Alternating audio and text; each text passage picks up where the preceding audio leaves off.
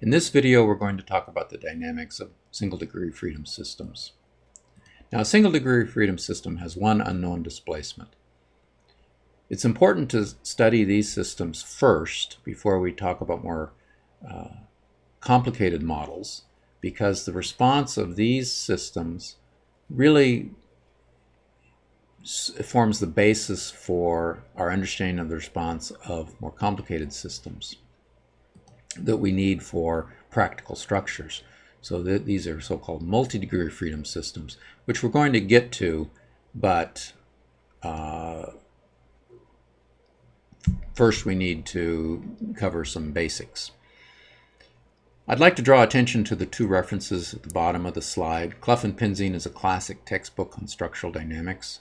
The second reference is a chapter in an ocean engineering handbook on structural dynamics, and especially those concepts of structural dynamics that are particularly important for ocean structures. Here we have a schematic of a single degree of freedom system. It has a single degree of freedom, displacement degree of freedom, U of t, with a corresponding force P of t. There's a stiffness, and there's a damper, and of course the system has a mass. So the equation of motion is easy to write down. There's the mass times the acceleration plus damping times the velocity plus stiffness times the displacement. And that's all equal to the excitation force P.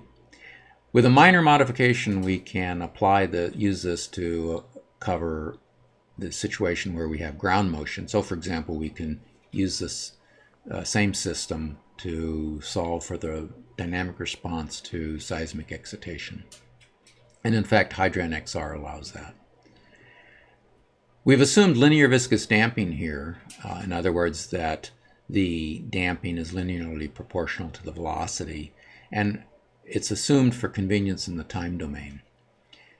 It's often sufficiently accurate because damping is relatively small in practical structures, and the model is not so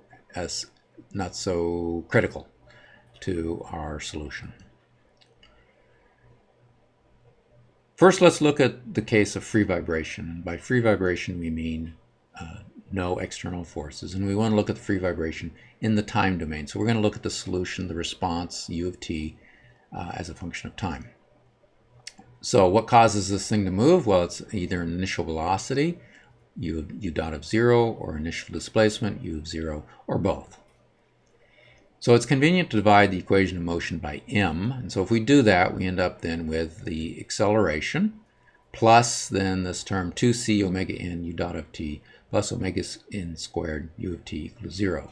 Now omega n squared is obviously k over m, so that tells us that omega n is the square root of k over m. And if we work through the units, it's going to be radians per second, or really 1 over second, because radians is dimensionless. And that's the damped natural frequency. The other term, c, is equal to c over 2m omega n, and that's the ratio of damping to critical damping. Now, critical damping is the minimum level of damping for no oscillation. What do I mean by that? Well, if we displace this system and then let go, we would expect it to oscillate around u of 0, u equals 0. However, if damping is sufficiently large, then it's not going to oscillate. It's just going to go slowly back to its initial zero displacement configuration. So the minimum level of damping for which that happens, where there's no oscillation, is called the critical damping. And C is the ratio of damping to that value of critical damping. So for most practical structures, damping is low, and so we can talk about, and we usually talk about damping as a percent of critical damping. So for example, we might talk about 2% or 5% damping, and that's of critical damping. So that would be C equal to 0.02 or 0.05. Okay, now let's look at the response in the time domain for the free vibration. The solution is given here. This is a second order linear differential equation. The response, the solution is well known. And there's two terms here. There's the term out in front there, the e to the minus c omega nt, and then there's the term in the bracket. Now, we can also write that term in the bracket as instead of a sine and cosine term, we can combine them using an amplitude of that term and a phase angle. theta. So rho is the amplitude and theta is the phase angle. So sometimes it's convenient to write it in the second form here. So omega d is equal to omega n times the square root of 1 minus c squared. And as I've mentioned, c is small, so when we square that, subtract it from 1, take the square root, there's relatively little difference between omega d and omega n. So I'd like to point out that in no damping, when there's no damping, when c is equal to 0, that e to the minus c omega nt term goes to 1, and there's no decay, and the whole thing just oscillates at omega d equal to omega n. When there is damping, we see that the solution decays with time, and it oscillates at the damped natural frequency. We can also talk about natural periods, the undamped natural period and the damped natural period. Now we can plot this function u of t as a function of time, and if we do that for different levels of damping, we get this plot here. Now I've normalized everything with respect to rho, so everything oscillates, starts out at 1, and it oscillates in this band +1, -1. Now we can see that for zero damping, which is the curve with the hollow circles, there's no decay. There's 5 periods here, 5 cycles of oscillation here, and the undamped situation case has no decay. It oscillates between +1 and -1 forever. For 2% damping, that corresponds to the hollow squares, we see that there is decay, and after about 5 cycles, we're at around 50% amplitude of the response. And for our 5% damping, after about 5 cycles, we're down to about 25% of the initial response. So now let's talk about the response to harmonic loading, again in the time domain. So we're going to have now a P of t, and we're assuming it's harmonic. And why do we do that? Well, one reason is because wave loading can be represented as a sum of harmonic sinusoidal forces with random phases. So in other words, we can write P as a summation of wave frequencies omega q and corresponding amplitudes pq, and with a random phase angles, phase shifts epsilon q. Now we're talking about a linear response here, so the response is actually the sum to each component. So we can really simplify our discussion by just looking at a single component, pq cosine omega qt. Remember, omega q is the wave frequency. So the response now is given by this equation here, and the first term does not involve pq. It has this e to the minus c omega nt out in front of it, and so we know for when there's damping that's going to decay. And then the second term has the term pq there, and that's related to the wave excitation. Terms a and b relate to the initial conditions. So beta is omega q, is a very important parameter. It's omega q over omega n. In other words, it's the ratio of the excitation frequency to the natural frequency, and it's equal to, conversely, natural period to the wave period. So the first term is the complementary solution, and it determines the so-called transient response because it decays relatively quickly. So waves occur over a long period of time, over many, many cycles, and so we saw from the previous slide that for any non-zero damping, that first term is going to decay pretty quickly, and we can ignore it for our solutions. So for wave loading, we're going to focus on the particular solution, the second term in that equation. I have to say that this may not be appropriate for certain situations.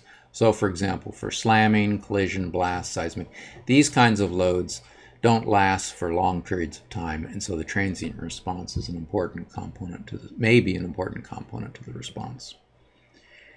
So we can focus on just the steady state, so-called steady state solution to harmonic loading. And that solution is given by this equation here. And we can take the magnitude of that and then normalize it by the PQ over K. Now, PQ over K is just the static displacement. That's the first displacement we would have if the PQ were applied statically. So we're going to take that peak displacement and divide it by PQ over K to get this non-dimensional quantity 1 over the square root of this business in the denominator there. And that's R sub D. So R sub D is the deformation response factor, also known as the displacement response factor, dynamic amplification factor due to force motion. It goes by different names, but we can call it the displacement response factor or deformation response factor. So if we look at that, the peak magnitude is approximately 1 over 2c. So if we put in beta equal to 1 in there, then the R sub D is 1 over 2c, and that's very close to what the peak of that function is going to be. It's not quite. It is the case when c is c is equal to 0, but that also is a problem, right? Because it's unbounded. It's nearly the case when c is not equal to 0. So this plots that displacement response factor for different values of damping. So what I've done is I've evaluated that function for a range of betas going from 0 to 3, and I've plotted that non-dimensional peak displacement factor, the displacement response factor. So we see here that for c equal to 0, well, we don't see it, but it blows up, right? You can't actually evaluate it at 1, at beta equal to 1. But then for c equal to 0.02, 0.05, 0.1, 0.2, you can check and you can see that those magnitudes are very close to 1 over 2c. Well, what's important, there's several important things to take away from this figure here. First of all, for very low values of beta, so remember, that's the excitation frequency over the natural frequency. So if the excitation frequency is very small, in other words, the load is applied very slowly, then we get the static response. So beta equal to 0 is basically a static load, and the response is just the static response, and we get the RD is equal to 1. As the frequency, wave frequency, or the excitation frequency increases, the dynamics start kicking in, and they peak around beta equal to 1. Then as we pass through that, the response starts to decrease again. And for very high frequencies, again, remember this is the frequency of the loading over the natural frequency. So as that frequency of the loading gets higher and higher and higher, the structure just doesn't have time to respond, and the response goes to 0. So this is very important to understand these 3 regions of this curve, where for low values of beta we get static response, for very high values of beta we get 0 response, and near 1 we get substantial amplification.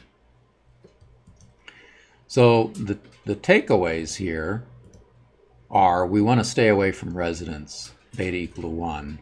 And in ocean structures, what it means is we want the important natural periods should be away from the wave periods of significant energy. So for fixed platforms, the natural frequencies are typically higher than the dominant hydrodynamic excitation frequency, and that means that beta is less than 1. And in fact, for some structures, we're close to static response, and so we can do we can apply the wave loads as a quasi-static approach rather than dealing with the dynamics.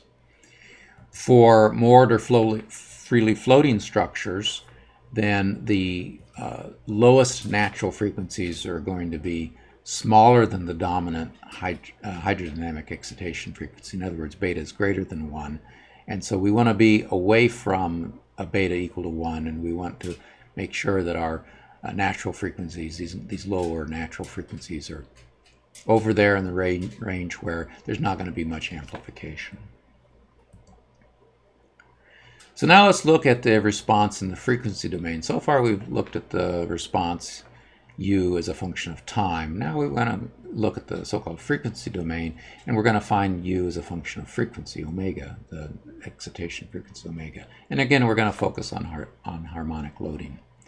So we have our dynamic, we have our equation of motion in the time domain, and we're going to have our forcing function as harmonics. And so now we're going to kind of switch to a complex formulation for the harmonic loading. We're going to say it's pq e to the I omega qt. And of course we realize this is complex, but ultimately we'll take the real component to figure out what the actual response is. So the response is going to be equal to uq e to the I omega qt. So if we substitute these into our equation of motion, we end up with an algebraic equation of motion, because the e to the I omega qt cancels from both sides of the equation. And so what we've done is we've converted this differential equation into an algebraic equation, which is one of the advantages of looking at this in the frequency domain. And so we can easily calculate uq. It's just a simple algebraic division. And we get a value for r sub d is basically the same definition for r sub d. The other advantage to this frequency domain approach is that now it becomes very possible and very convenient to include frequency dependence of some of the terms. So what we're going to find is that some of the hydrodynamic terms are frequency dependent, and so we're going to be able to include these in our analysis quite readily, as compared to in the frequency domain, where it's not at all so convenient to include frequency dependence of the terms. So now let's look at the transfer functions. If we determine the transfer function for a response of wave frequencies, and we're going to determine the response per unit wave amplitude. For example, some people may choose to use per unit wave height. I choose per unit wave amplitude. Now the complex frequency domain transfer functions for the displacement I'm going to represent as h sub u of omega q. So omega q is the wave frequency. So h sub u is a function of wave frequency. H is just a not uncommon term to use for the transfer function, and the subscript u is used here to indicate that it's the transfer function for the displacement. These are also known as complex frequency response functions, and in ocean engineering, the magnitude is known as the response amplitude operator, or RAO.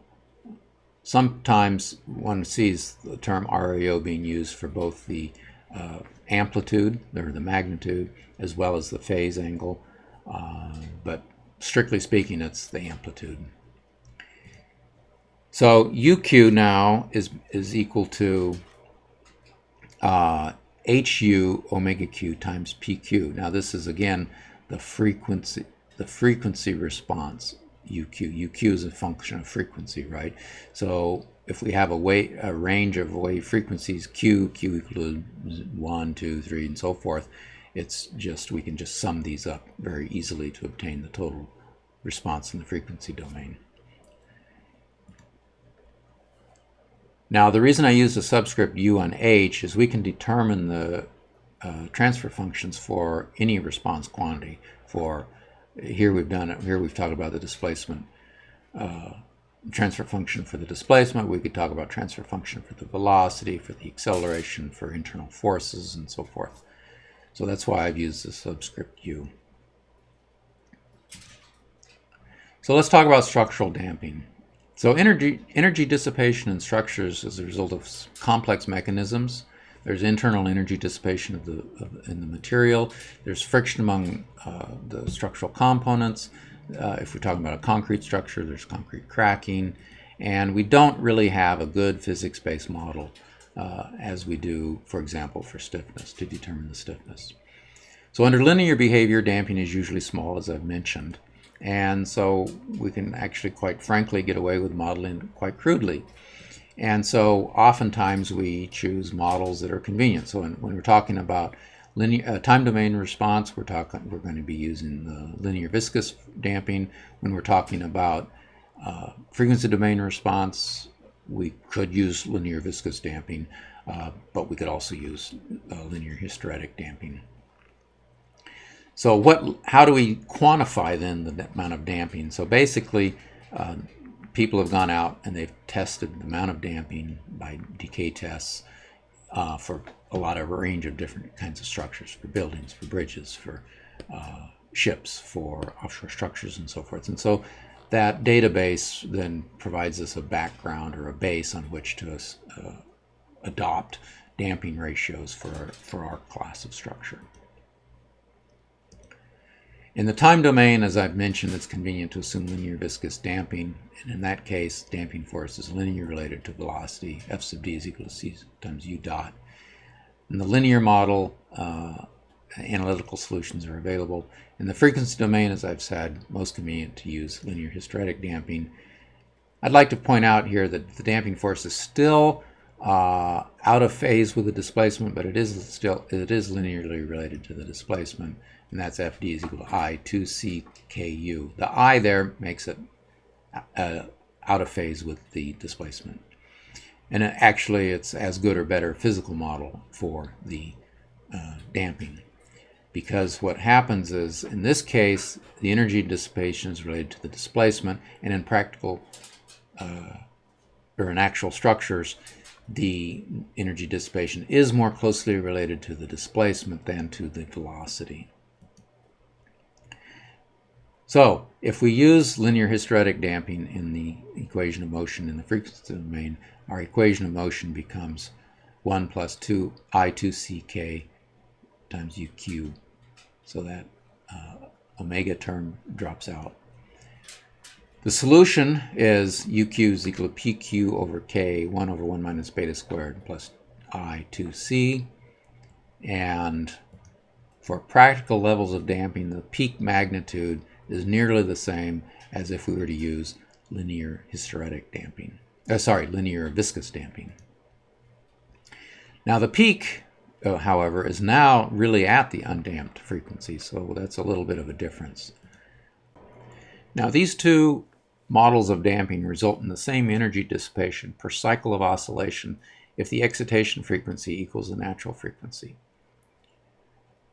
If we move away from the natural frequency, if the excitation frequency moves away from the excitation frequency, either lower or higher, so if you think of that plot for R sub d, then the amount of energy dissipation is going to be different between these two models of damping. But also, if you look at that curve, you'll see that the effect of damping decreases. So where damping is most important is near the natural frequency. That's where it has the most impact on the response. And so at these levels, or at that frequency, around those frequencies, we're going to be having about the same amount of dissipation per cycle of oscillation.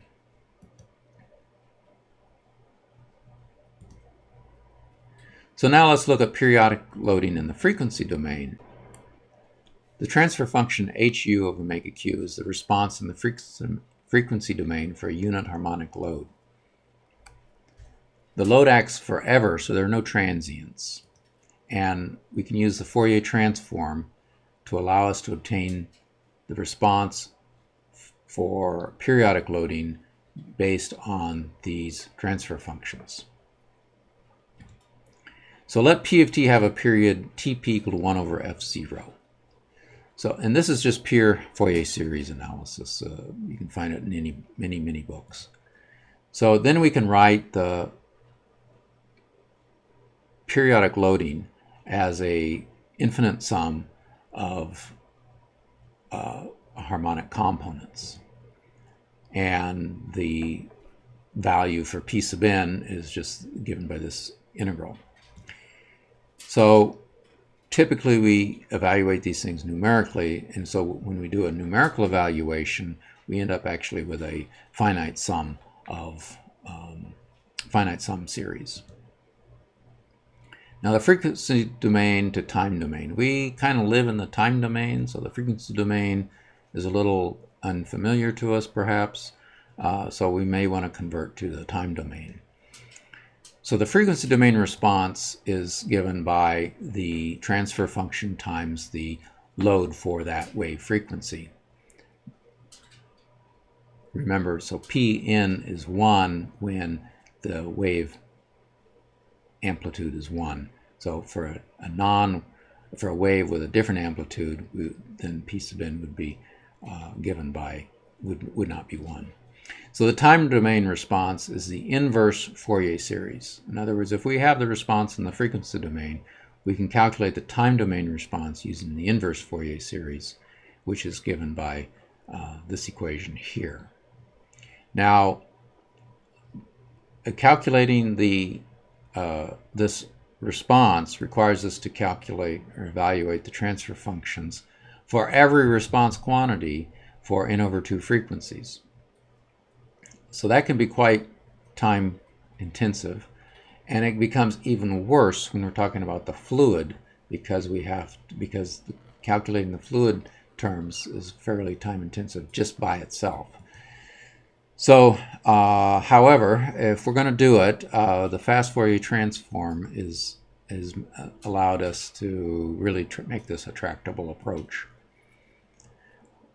So I've mentioned about adding the fluid. So if we add the fluid, we're going to find that we get a term that's proportional to the acceleration, and that's gonna be added then to that's m sub f, which is a mass type term, and I've denoted it as m sub f for fluid, and it's called the added mass.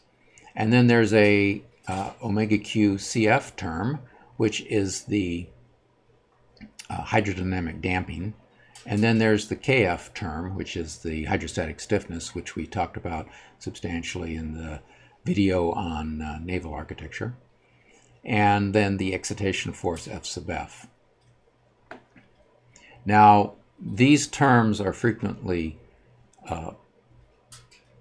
M sub F and C sub F are frequently functions of wave frequency. So using the frequency domain approach is very easy. We do need to obtain the fluid coefficients, and so for that we need a fluid model, and we're going to be talking about that later. If we want to include the time dependence of the fluid effect in a time domain solution, there is an approach based on the Cummins equation to do that. Now, why would we do this? Well, if nonlinearities are present, or if the frequency domain approach isn't applicable, we can use this approach. Now, m sub f infinity is the infinite frequency added mass. That's one of the terms that's not from the structural model.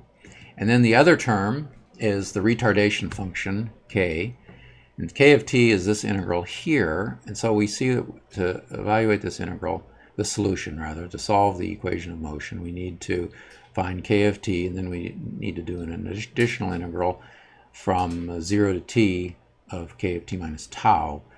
Now, we have to do that for every time step that we evaluate this equation for, the equation of motion for. And so it's fairly time intensive to do this calculation, and it's usually only done for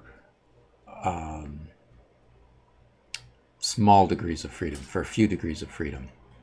And I've given the reference there from Cummins, and there's a subsequent reference from Ogilvy that might also be of use to you. You can Google that. I do want to spend some time here quickly talking about dry versus wet natural frequencies. So the dry, or in air, quote unquote, natural frequency is omega n equals square root of ks over ms. That's just from the structure. There's no fluid available present. So the wet natural frequency is going to be, we're going to have our hydrostatic stiffness, and we're also going to have our added mass. Now, this presents a problem, of course, because the added mass is frequency dependent.